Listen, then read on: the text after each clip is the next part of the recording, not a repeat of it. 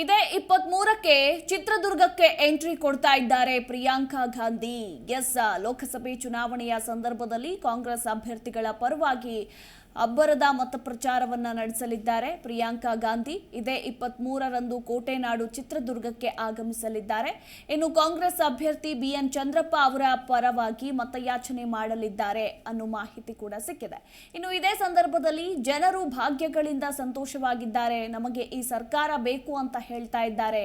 ಮೋದಿ ಗ್ಯಾರಂಟಿಯಲ್ಲಿ ಜನರಿಗೆ ಉಪಯೋಗವಾಗುವಂತಹ ಯಾವುದೇ ಯೋಜನೆಗಳನ್ನ ಘೋಷಣೆ ಮಾಡಿಲ್ಲ.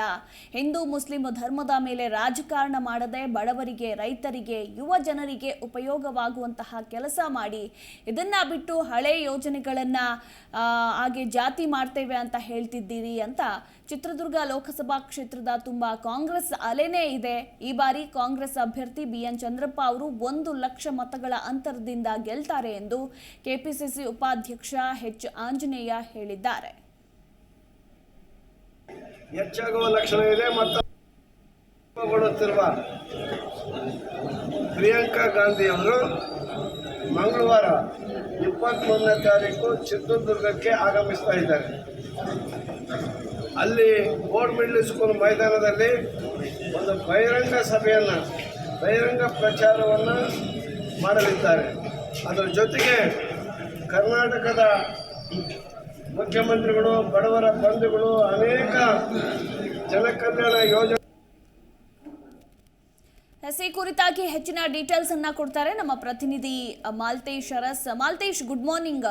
ಒಂದು ಕಡೆ ಲೋಕಸಭಾ ಚುನಾವಣಾ ಹಿನ್ನೆಲೆಯಲ್ಲಿ ರಾಜ್ಯಕ್ಕೆ ಹೈಕಮಾಂಡ್ ನಾಯಕರೆಲ್ಲರೂ ಕೂಡ ಎಂಟ್ರಿ ಕೊಡ್ತಾ ಇದ್ದಾರೆ. ಅಭ್ಯರ್ಥಿಗಳ ಪರವಾಗಿ ಅಬ್ಬರದ ಮತ ಪ್ರಚಾರವನ್ನ ನಡೆಸ್ತಾ ಇದ್ದಾರೆ. ಇನ್ನು ಇದೇ ಏಪ್ರಿಲ್ 23ಕ್ಕೆ ಪ್ರಿಯಾಂಕಾ ಗಾಂಧಿ ಕೋಟೆನಾಡಿಗೆ ಬರಲಿದ್ದಾರೆ ಅನ್ನೋ ಮಾಹಿತಿ ಕೂಡ ಸಿಕ್ಕಿರುವಂತದ್ದು. ಈ ಬಗ್ಗೆ ಹೆಚ್ಚಿನ ಡೀಟೇಲ್ಸ್. ಹೌದು ಮಧುಬಾಲ, ಏನಂದ್ರೆ 23ನೇ ತಾರೀಕು ಪ್ರಿಯಾಂಕಾ ಗಾಂಧಿ ಅವರನ್ನ ಕರೆಸುವ ಮೂಲಕ ಕಾಂಗ್ರೆಸ್ ಒಂದು ಬಹುದೊಡ್ಡ ಮಟ್ಟದ ಸಮಾವೇಶವನ್ನ ಸಂಘಟನೆ ಮಾಡಿರುವಂತದ್ದು. ಅಂದ್ರೆ ಪ್ರಮುಖವಾಗಿ ಕಳೆದ ಬಾರಿ ಕಾಂಗ್ರೆಸ್ ಭದ್ರಕೋಟೆ ಆಗಿರುವಂತಹ ಚಿತ್ರದುರ್ಗ ಲೋಕಸಭಾ ಕ್ಷೇತ್ರವನ್ನ ಮತ್ತೊಮ್ಮೆ ತನ್ನ ತೆಕ್ಕೆಗೆ ತೆಗೆದುಕೊಳ್ಳುವ ಹಿನ್ನೆಲೆಯಲ್ಲಿ ಈ ಹಿಂದೆ ನಾಮಿನೇಷನ್ ನಲ್ಲಿ ಚಂದ್ರಪ್ಪನವರ ನಾಮಪತ್ರ ಸಲ್ಲಿಕೆಯಲ್ಲಿ ಸಿದ್ದರಾಮಯ್ಯರು ಕೂಡ ಆಗಮಿಸಿದ್ರು. ಇದೀಗ ಅಂಥದ್ದೇ ಒಂದು ಚಹರೆಯನ್ನು ಉಂಟು ಮಾಡುವ ದಿಸೆಯಲ್ಲಿ ಪ್ರಿಯಾಂಕಾ ಗಾಂಧಿ ಅವರನ್ನು ಕೂಡ ಕರೆಸುವನ್ನ ಅಲ್ಲಿ ತಯಾರಿಯನ್ನು ಮಾಡಿಕೊಳ್ಳಲಾಗ್ತಿದೆ. ಆ ಸಂಬಂಧಪಟ್ಟಂತೆ ಏನು ಹಳೆಯ ಮಾಧ್ಯಮಿಕ ಶಾಲೆ ಆವರಣದಲ್ಲಿ ವಿಶೇಷವಾಗಿ ರಚನೆ ಮಾಡಿರುವಂತಹ ಸಭಾಂಗಣವನ್ನು ಮಾಡಲಾಗಿದೆ. ಅಲ್ಲಿ ಪ್ರಿಯಾಂಕಾ ಗಾಂಧಿ ಬರ್ತಿರುವಂತದ್ದು ಪ್ರಮುಖವಾಗಿ ಏನಂತಂದ್ರೆ ಅಹಿಂದ ಮತಗಳನ್ನ ಒಗ್ಗೂಡಿಸುವ ದಿಸೆಯಲ್ಲಿ ಮತ್ತು ಇರುವಂತಹ ಶಾಸಕರಿಗೆ ಶಕ್ತಿ ಕೊಡುವ ದಿಸೆಯಲ್ಲಿ ಮತ್ತು ಮತದಾರರಲ್ಲಿ ಶಕ್ತಿ ಕೊಡುವ ದಿಸೆಯಲ್ಲಿ ವಿಶೇಷವಾಗಿ ಪ್ರಿಯಾಂಕಾ ಗಾಂಧಿ ಅವರನ್ನ ಕರೆಸ್ತಾ ಇದ್ದಾರೆ. ಇಂದಿರಾ ಗಾಂಧಿ ಅವರ ಜೂನಿಯರ್ ಅಂತ ಕರೆಸಿಕೊಂಡಿರುವಂತಹ ಪ್ರಿಯಾಂಕಾ ಗಾಂಧಿ ಅವರು ಬಂದಿದ್ದೆ ಆದ್ರೆ ಸ್ವಲ್ಪ ಮಟ್ಟಿಗೆ ವಿಶೇಷವಾದಂತಹ ಹೆಚ್ಚು ಮತಗಳು ಬೀಳಬಹುದು ಅನ್ನುವ ಆಸಕ್ತಿ.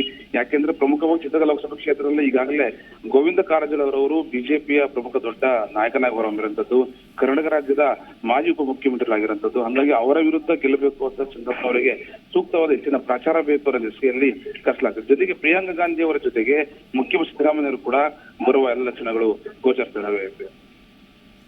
ಥ್ಯಾಂಕ್ ಯು ಮಾಲ್ತೇಶ್ ನಿಮ್ಮೆಲ್ಲ ಮಾಹಿತಿಗಾಗಿ.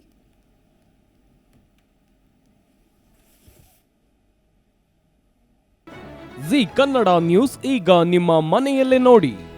ಎಲ್ಲ ಕೇಬಲ್ಗಳಲ್ಲಿ ಈಗ ಲಭ್ಯ.